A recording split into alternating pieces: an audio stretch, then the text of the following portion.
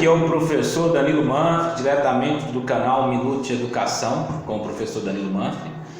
A gente está iniciando a nossa primeira aula em ensino não presencial, né, estilo EAD. E eu vou estar nessa aula, que é para o primeiro ano A e primeiro ano B.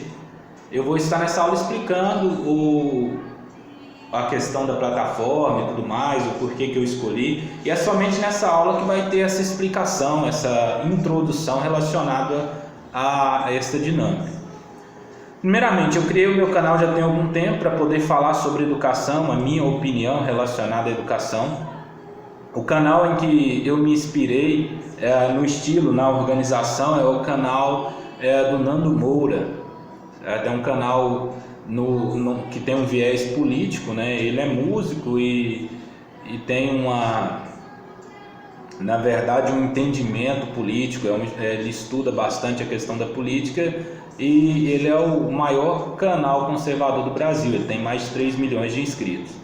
O canal é feito de forma meio que improvisada, é o celular ali gravando e, no caso, um cenário muito simples, certo? Sempre dessa forma. No caso do meu canal, eu nunca preparei um cenário e tudo mais, mas para essas videoaulas resolvi preparar um cenário. Trouxe alguns objetos que são meus, né? Diferente do momento do meu canal, que eu gravo em qualquer lugar, na sala da minha casa, no quarto, no meio da rua e tudo mais. Não, aqui eu separei uma sala nesse momento de quarentena, espero que todos vocês estejam se resguardando para esse momento. Eu vim para uma sala em específica e estou aqui e preparei alguns objetos. Torre Eiffel, está aqui, né? São dois modelos de Torre Eiffel, certo? Uma está mais escondida aqui. Aqui está uma miniatura de historiador, né? Da profissão de historiador, a qual eu exerço, que é o meu ofício hoje. Eu estou como historiador, né? E professor. Esse aqui é o Coliseu Romano, né? Tá aí. Para vocês dar uma olhadinha. Esse é um coliseu. Esse aqui é um dragão medieval, né? E eu tenho mais dois aqui, um dos meus dragões medieval, né? São mais dois aqui. E eu tenho outros guardados em casa. Dentro dos objetos são esses e alguns livros, né? Alguns livros. Quando eu vou estar iniciando uma aula de forma presencial com vocês, eu costumo falar em muitas das salas que eu estou acompanhado de grandes pensadores, de grandes estudiosos, certo? E aqui não é diferente, né? Eu consigo aqui mostrar alguns desses estudiosos, alguns desses pensadores que eu estou acompanhado. Eu sempre vou estar no ombro de gigante, pessoas que gastaram seu tempo para estar estudando determinados assuntos, certo? Então sempre eu vou estar dessa forma. Para começar aqui, eu vou mostrar alguns livros que eu tenho aqui. Mauá em face da economia nacional. Neste momento em que nós temos aí uma economia sendo pensada pelos gestores aí do Brasil, né? Os prefeitos, governadores, o próprio presidente sempre fala muito em questão econômica e há uma preocupação relacionada a isso, né? Mauá foi um grande empreendedor do Brasil no período imperial. Negro da Chibata, né, que é a história do marinheiro João Cândido, certo? O autor é Fernando Granato e o outro é Jair Ribeiro da Silva, certo? São os autores do livro. Vem acompanhado de Boris Fausto, um historiador aí, um ícone da questão dos historiadores, né? Um historiador brasileiro, História Concisa do Brasil, de Ricardo Amaral com Raquel Oguri, A Cara do Rio, né? Que é um outro livro aqui que eu venho acompanhado por esses autores em si. Então essa é uma das questões que eu coloco, né? Que eu sempre estou apoiado de grandes autores. José Murilo de Carvalho, que é um historiador que eu gosto muito, certo? É um grande historiador. Esse aqui é o livro de Dom Pedro II, a biografia dele. Além desse aí, claro, a gente tem o Jorge Caldeira, que brasileiros que fizeram história, conta a história de 101 brasileiros que fizeram história. Aqui, Manifesto dos Pioneiros da Educação, né, quando vai se discutir educação. 12 lições de história para entender o mundo. Minha formação de Joaquim Nabuco, que é um grande pensador, né? É um ícone da parte intelectual do nosso país. A Vida de Pedro Ludovico, adorei esse livro. Esses livros aqui, em grande maioria aqui, eu já fiz a leitura deles. São livros muito bons. Esses 101 aqui, brasileiros que fizeram história, eu indico para todos eles, na verdade todos, né? A biografia de Dom Pedro, ótimo livro, pessoal. Então, assim, fora outros livros aqui, o que eu estou fazendo leitura neste momento, onde eu não estou gravando aula ou não estou acompanhando os professores como coordenador, o que eu estou lendo neste momento é esse aqui, certo? São a História Bizarra da Segunda Guerra Mundial, Otávio Cohen, né? É um ótimo livro. Eu iniciei, na verdade, a leitura dele hoje, né? Então, assim, até agora eu estou gostando bastante. Então, são alguns gigantes que eu venho acompanhado, fora outros aí. Pessoal, é o seguinte. Então, assim, essa vai ser a nossa dinâmica. É o único vídeo que eu vou estar explicando e tudo mais. Todo vídeo que eu estou dando a primeira aula não presencial, ministrando essa primeira aula não presencial, eu tenho explicado como funciona a dinâmica do canal. Mas é assim, a grande questão é o seguinte, eu tenho a filosofia de que eu devo fazer o meu melhor dentro das possibilidades que eu tenho, enquanto eu não tiver possibilidade de fazer melhor ainda. Essa é uma frase do Mário Sérgio Cortella, um filósofo brasileiro, o qual eu admiro muito em seus pensamentos. Já li uns 4 livros dele. São ótimos livros e tudo mais, e assim, eu acho que é um pensamento em que eu me respaldo para estar fazendo esse momento aqui, gravando essa videoaula. Pessoal, hoje, em específico, a gente vai falar de Egito Antigo. A nossa aula é justamente sobre isso. Então, assim, eu estou aqui com um texto, né, relacionado ao Egito Antigo. Você pode encontrar alguns sites, uns mais simples e tudo mais, fala sobre o Egito. Você encontra sites na verdade, arquivos em PDF, por exemplo, da UFRJ, que tem um estudo sobre o Egito Antigo, da USP, você tem vários que falam um pouquinho sobre isso aí. Também tem uns sites mais simples, com a linguagem mais simples. Eu vou estar pegando um deles aqui agora, para a gente estar analisando o texto e estar falando um pouquinho sobre esse Egito Antigo. O site que eu vou estar utilizando você pode escolher um negócio que tem que ter uma análise crítica relacionada à temática, certo? O site que eu vou estar utilizando é o Só História. Você pode encontrar ele aí na internet, você pode estar acompanhando. A gente vai fazer uma análise crítica relacionada ao artigo que eles publicaram no seu site, certinho? Mas tem sua pesquisa. Eu não aconselho muito a estar procurando, por exemplo, sites muito resumido, muito simplista, certo? Que não vai agregar. Sempre você faz um comparativo de um site para com o outro, certinho? Olha só, aqui o que o site nos traz aqui no artigo dele. A história do Egito se divide em 3 períodos. Isso a gente falou em sala de aula, que é o Antigo Império, o Médio Império e o Novo Império, certinho? Então se divide nesses 3 períodos aí. Outra questão que eu quero deixar claro aqui, que sempre a gente vai estar regrado a tereré para poder estar molhando a garganta, certinho? Ao longo desses 3 períodos, de acordo com o site, o Egito Antigo atingiu o seu apogeu, ou seja, o seu ponto mais alto. Porém, a partir do século 7 a.C., o Egito foi invadido por vários povos e perdeu o seu esplendor. Então, ele vai mostrar de uma forma bem rápida esses 3 períodos aqui no site. Você pode estar fazendo essa leitura posterior no site do Só História. É só colocar sohistoria.com.br, se você pesquisar no Google, ou digitar também, já cai direto no site aí.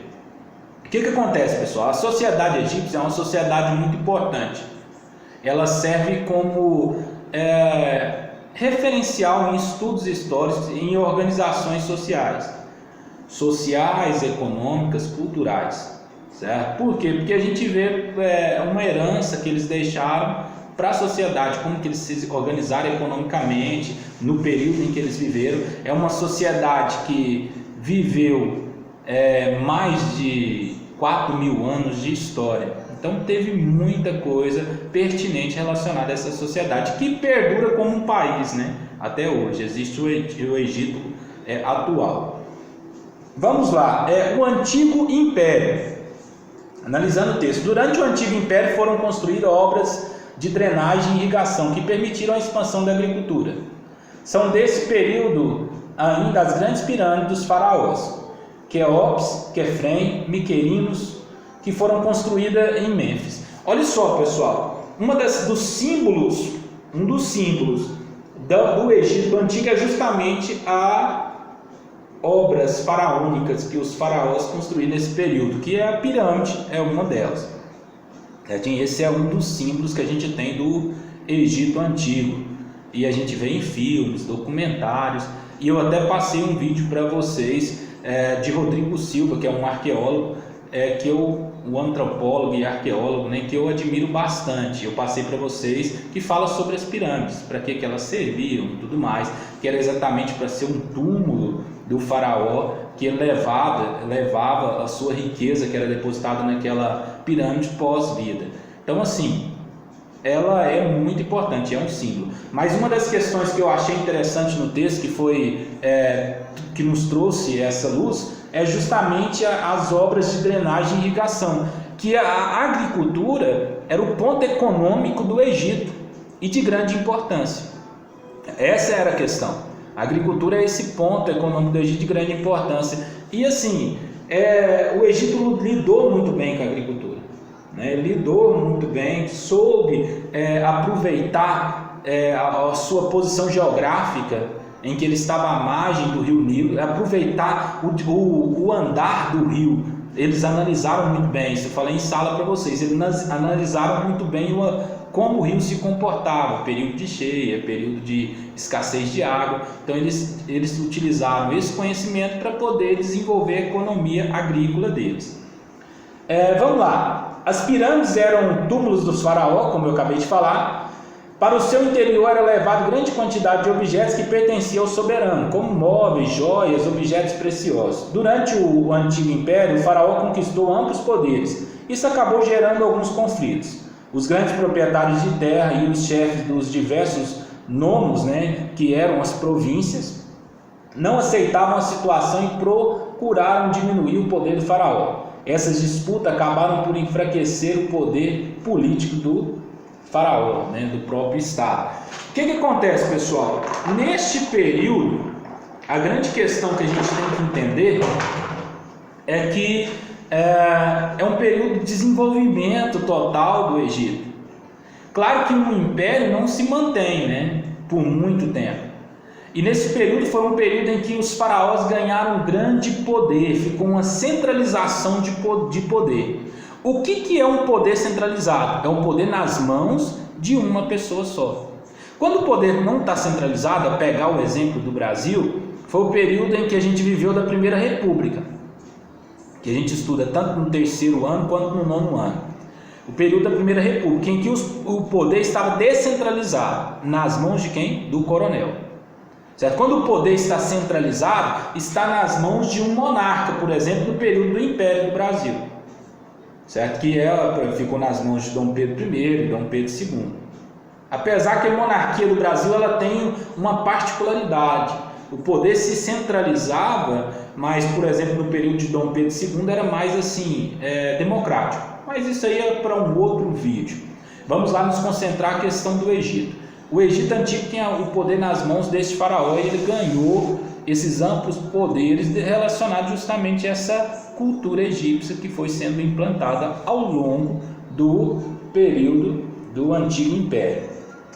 Certinho? Então, assim, isso gerou situações em que teve conflitos e o poder do Estado foi diminuindo.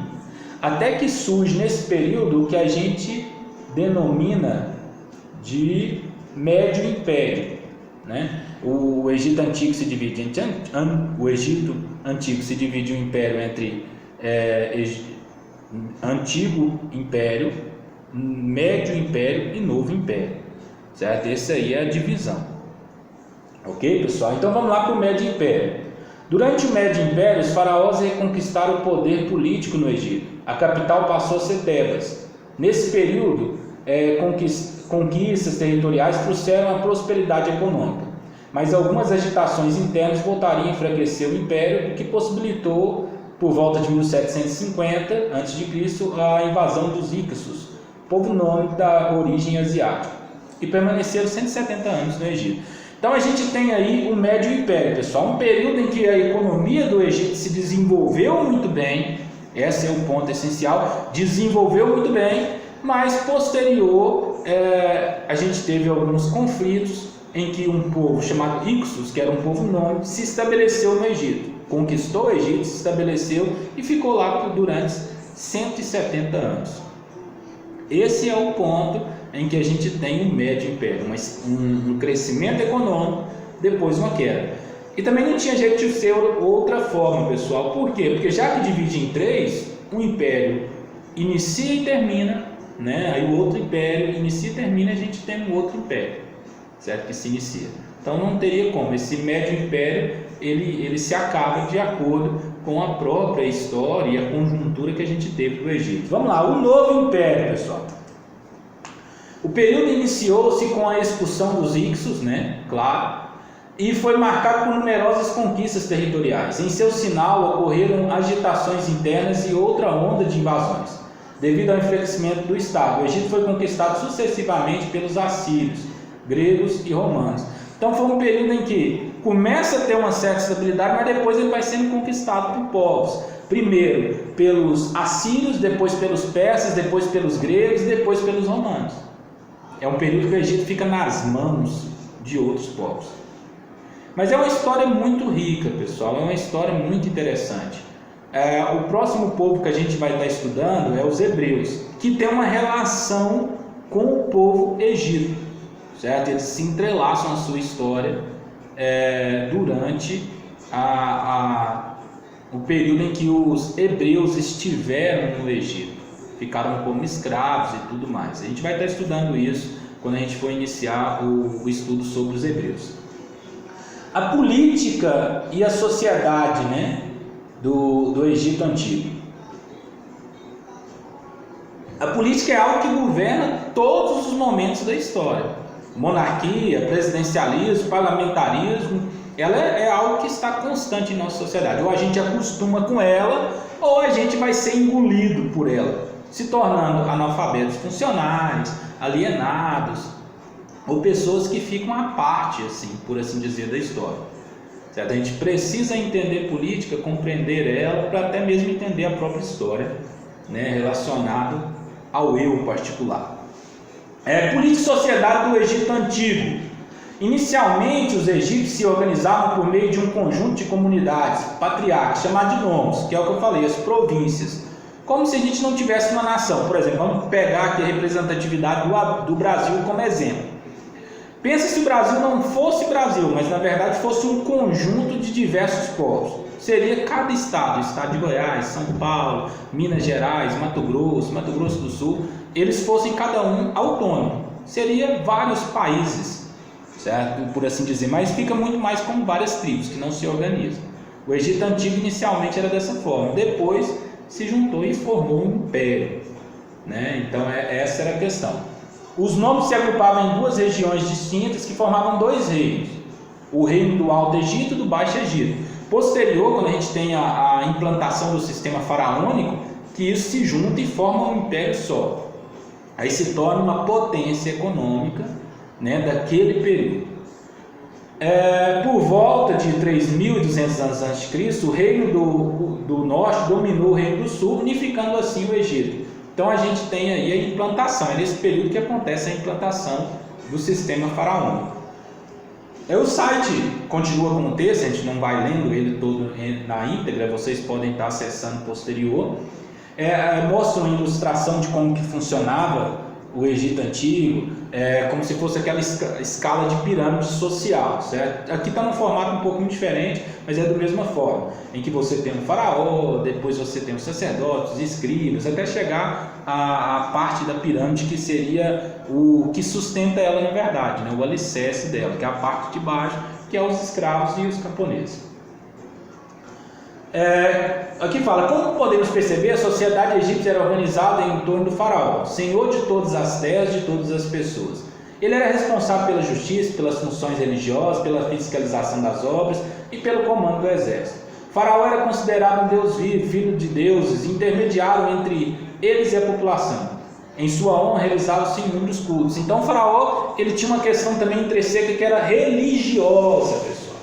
Era religiosa. Esse faraó, ele era visto como um filho de Deus, de deuses em si. Então existia também um respeito religioso a este faraó. Ele era um deus vivo na terra. Então respeitavam ele além de uma autoridade política, uma autoridade religiosa também.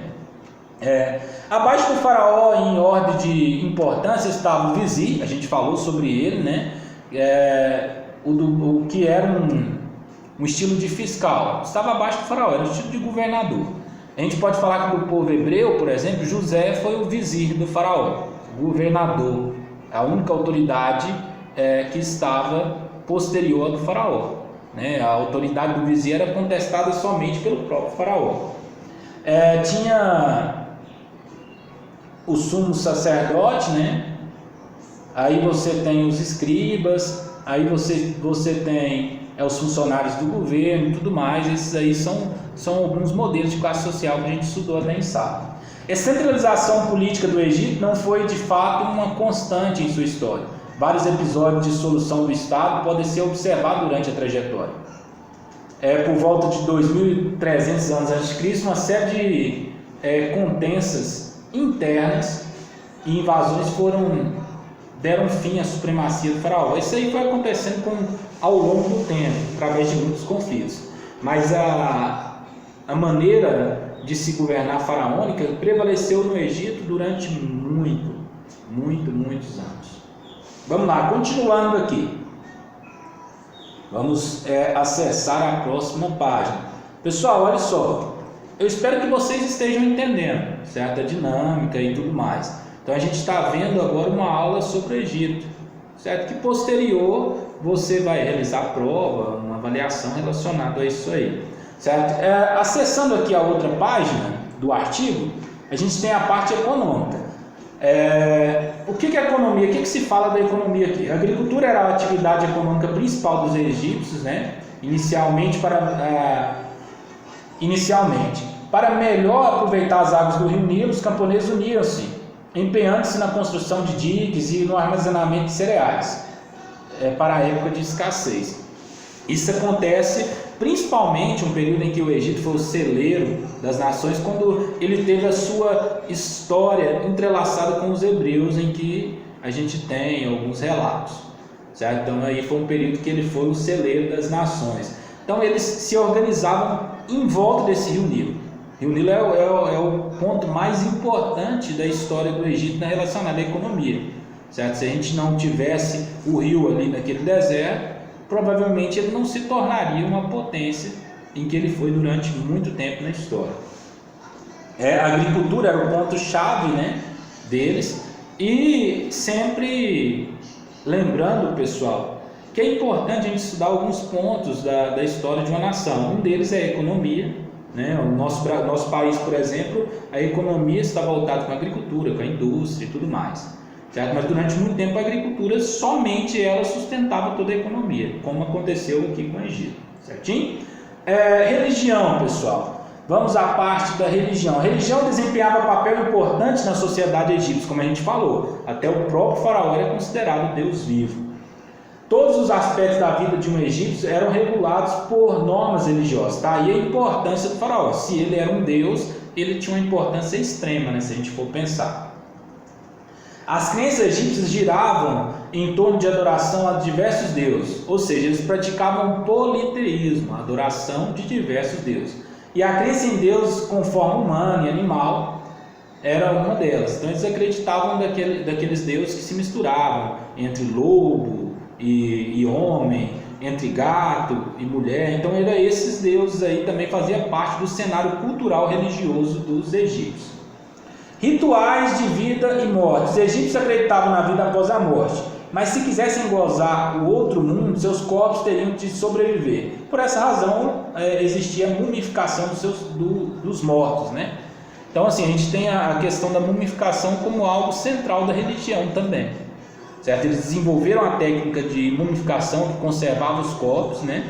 E justamente por causa da questão religiosa. Por quê? Porque se conservasse os corpos, eles teriam uma vida após a morte. Se não conservasse, na cultura religiosa deles, eles não teriam essa vida. Olha só, a técnica de preservar corpos é chamada de embalsamento, e os egípcios foram verdadeiros mestres nessa atividade. Após a morte, o corpo era esvaziado e desidratado, com a ajuda de um sal especial. Em seguida, embalsamento e envolvimento com as faixas de tecido de linho eram postos. As vísceras do morto eram colocadas separadamente em 4 recipientes, né? E eles tinham toda uma técnica relacionada a esse embalsamento, certo? Que era justamente a mumificação. A gente tem múmias que são achadas até hoje em estado de conservação. Claro que não está, né? A gente é mais de 4.000 anos de história. Como que você vai conseguir conservar tanto tempo? Mas você tem algo que ao longo da história é uma particularidade deles, essa conservação dos corpos. Certinho, pessoal? E a gente para aqui na história do Egito. De uma forma geral, isso aí era a compreensão meio que de revisão e tudo mais, uma análise de um dos textos que você pode encontrar na internet, e também trazendo essas informações a esse povo que a gente estuda, que é de grande importância. Certinho? Pessoal, aí a gente finaliza a nossa primeira aula, bem improvisado, então não vai ter edição. Eu trabalho dessa forma no meu canal, né, e até mesmo falando de diversos assuntos, né, então eu não trabalho com edição. Então pode ter algum erro e tudo mais, você releve isso aí, porque é a maneira mais, que eu acredito que é mais sincera de se trabalhar, e é a maneira mais tranquila também. Então, assim, é sempre no improviso. Eu vou lá e gravo o vídeo de uma vez só, certo? E a gente já fecha aí no meu canal, inspirado em outros canais que eu acho que funciona muito bem. Então a aula de hoje finaliza aí para a turma do primeiro ano A e primeiro ano B, né? Um abraço para vocês aí e até a próxima aula com o professor Danilo Manfred.